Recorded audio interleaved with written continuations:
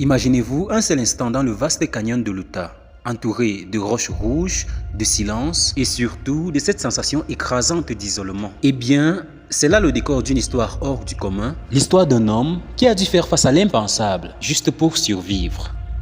Aaron Ralston, un alpiniste expérimenté qui part en randonnée qui se transformera plus tard en cauchemar. Ceci lorsqu'un rocher tombe sur son bras et le piège. Seul et sans possibilité de contact, il entame alors un combat incroyable contre la nature, contre le temps et surtout contre lui-même. Cette vidéo vous plonge dans les moments intenses et dramatiques de son parcours, une aventure extrême où chaque seconde compte et chaque choix devient à la fois une question de vie ou de mort. Bien sûr, avant de commencer, n'oubliez pas le petit like et également de vous abonner si vous êtes nouveau sur la chaîne et que vous aimeriez évoluer avec nous. Sur ce, let's go!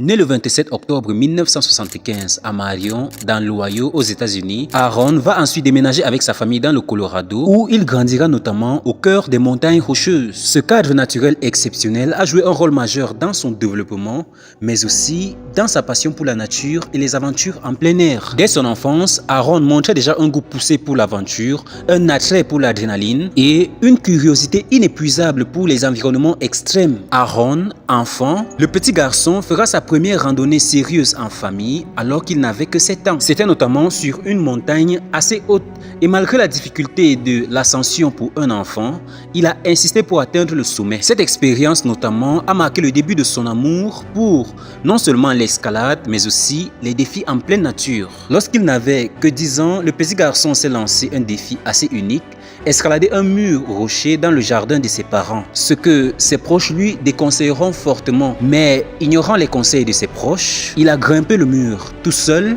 montrant déjà une certaine audace et une confiance inébranlable en lui-même. Et cette petite anecdote montre que, même enfant, il était avide d'autonomie et de sensations fortes surtout. Et pour comprendre à quel point Aaron aimait la nature, à l'âge de 12 ans seulement, il a réussi à persuader ses parents de le laisser partir seul pour une nuit de camping dans une forêt assez proche. Et bien que ses parents soient inquiets, ils lui ont bien sûr fait confiance et Aaron a bien évidemment passé la nuit en pleine nature, se préparant ainsi psychologiquement à affronter les éléments par lui-même. Cet épisode a été l'un des premiers où le petit garçon a réellement ressenti l'excitation et la fierté de pouvoir compter uniquement sur lui-même. En gros, Aaron n'était pas seulement un enfant aventureux, mais il était également extrêmement déterminé et persévérant. Dans les scouts par exemple, il participait activement aux activités en plein air, s'épanouissant dans le camping, la randonnée ainsi que dans les premiers exercices d'escalade. Adolescent, il se consacrait à des défis de plus en plus audacieux, tout simplement en s'imposant des objectifs d'escalade et de randonnée de plus en plus ambitieux. À l'école, c'était également un élève très brillant, montrant la même détermination dans ses études. Durant son adolescence, Aaron s'est forgé une personnalité non seulement audacieuse, mais aussi indépendante, influencée par son amour pour les grands espaces et les défis. À l'âge de 16 ans, Aaron s'est lancé un défi assez ambitieux. Vous allez voir, il a décidé de parcourir des centaines de kilomètres à vélo pour explorer les sentiers d'une montagne autour de chez lui. Et comme vous vous en doutez, c'est une tâche extrêmement difficile de parcourir des centaines de kilomètres à vélo.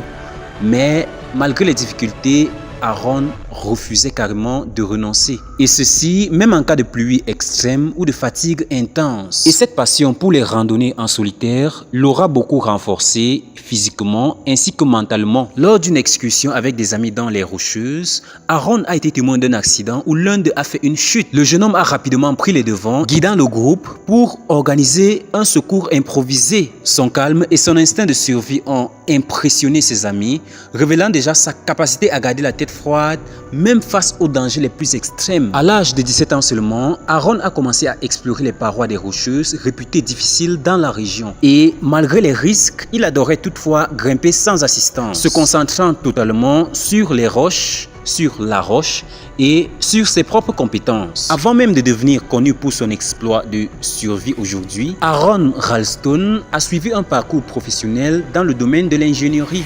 Diplômé de l'université de Carnegie Mellon, il travaillait comme ingénieur mécanique pour Intel. Pour ceux qui ne savent pas, c'est une entreprise de haute technologie. Cependant, malgré la stabilité et les perspectives de carrière, Aaron se sentait toutefois de plus en plus attiré par sa passion pour l'aventure et pour les montagnes bien sûr. En 2022, Aaron a pris une décision assez audacieuse. Il a quitté son emploi pour se consacrer entièrement à l'alpinisme et également aux sports les plus extrêmes. Ce choix, bien évidemment assez choquant, a surpris non seulement ses amis, mais également ses proches. Quoi qu'il en soit, Aaron était prêt à sacrifier sa carrière prometteuse, tout simplement pour suivre ses rêves en explorant les paysages sauvages de l'ouest de l'Amérique. Ce pari risqué reflétait son désir de vivre intensément, en harmonie avec la nature, même si cela signifiait abandonner la sécurité d'un emploi confortable. Mais ce pari allait toutefois avoir des conséquences assez dévastatrices, assez énormes je veux dire. L'incident qui a rendu Aaron Ralston assez célèbre aujourd'hui s'est produit le 26 avril 2003, soit un an après qu'il ait quitté son emploi d'ingénieur. Ce 26 avril 2003, lors d'une randonnée solitaire dans le Blue John Canyon, un canyon reculé de l'Utah, ce jour-là, Aaron avait prévu une courte excursion sans jamais prévenir ou alors sans toutefois prévenir personne de son itinéraire. Et partir sans prévenir ce jour-là, c'est probablement la décision qu'il va le plus regretter de toute sa vie. En descendant dans un passage étroit du canyon, il a accidentellement fait tomber un rocher qui a roulé et coincé son bras droit contre la paroi. Et malgré tous ses efforts pour dégager son bras, le rocher en question pesait à peu près 360 kg, soit le poids d'un ours grizzly moyen. Donc il était impossible à déplacer. Aaron s'est alors retrouvé immobilisé, seul et surtout sans aucun moyen de communication. Pendant 5 jours, Aaron a lutté pour sa survie. Il a notamment rationné sa maigre provision d'eau et de nourriture, essayant tour à tour de déplacer le rocher et creuser autour de lui pour se libérer. À mesure que le temps passait, il comprenait que ses chances de survie diminuaient constamment. Alors, dans un moment de désespoir et de lucidité, il a décidé de faire ce qui semblait impensable. Il a décidé de se libérer en se coupant le bras. Avec son couteau multiples usages, il a d'abord commencé par couper les tissus mous, puis il a brisé ses os en utilisant la force du rocher comme levier. Finalement, au bout de plusieurs heures d'efforts extrêmes et douloureux, il a réussi à se libérer, affaibli mais toujours déterminé. Désormais, le bras coupé, Aaron a ensuite parcouru des kilomètres pour sortir du canyon avant de rencontrer des randonneurs qui ont pu appeler les secours. Enfin. Mais sans le savoir, cet acte de survie incroyable et d'une rare détermination ferait plus tard de Aaron Ralston l'une des figures majeures de l'inspiration mondiale, prouvant la puissance de la volonté humaine face à l'adversité.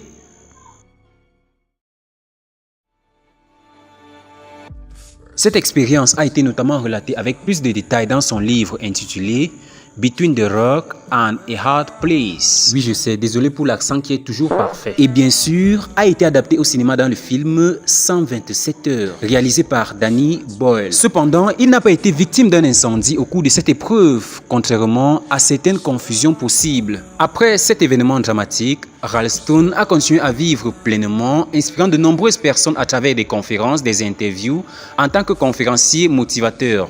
Il a également continué à pratiquer le sport et des aventures extrêmes, notamment le ski, l'alpinisme et la randonnée. Malgré la perte de son bras, il n'a jamais abandonné sa passion et est devenu un exemple de la résilience et de la détermination partout à travers le monde. Après l'incident dramatique de 2003, Aaron Ralston a eu de nombreuses expériences marquantes, mais une anecdote ressort particulièrement et montre bien son état d'esprit de résilience et d'humour. Quelques années seulement après l'incident, Ralston est devenu père d'un garçon, Léo. Lors d'une interview, il a notamment raconté comment cet événement a radicalement changé sa perception du canyon et ce qu'il avait vécu. Il dit très souvent en plaisantant qu'il est prêt à retourner dans le canyon et à se couper le bras s'il devait sauver la vie de son fils, soulignant à quel point la paternité avait transformé sa vision du sacrifice et de la famille. Et malgré sa blessure, Aaron a continué à mener une vie aventureuse, prouvant qu'absolument rien ne pouvait le détourner de sa passion. Par exemple, il a escaladé le mont Denali en Alaska et a continué de s'aventurer dans des environnements difficiles, le plus souvent en solitaire. Aujourd'hui encore, Aaron Ralston continue de motiver des milliers de personnes à travers le monde avec non seulement son récit, mais aussi grâce à sa capacité à transcender les épreuves. Ralston s'amuse même à raconter parfois avec humour son nouvel avantage.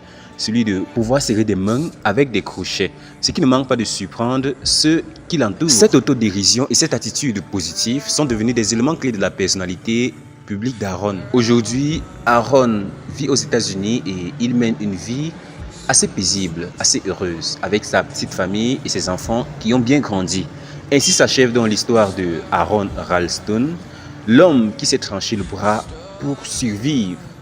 J'espère que cette vidéo vous aura plu. Si c'est le cas, n'oubliez pas le petit like ainsi que l'abonnement pour m'encourager. Ça fait toujours plaisir. Et si vous avez aimé cette vidéo, écrivez tout simplement « trancher le bras » en commentaire. Sur ce, moi je vous dis au revoir et à très bientôt pour une nouvelle vidéo.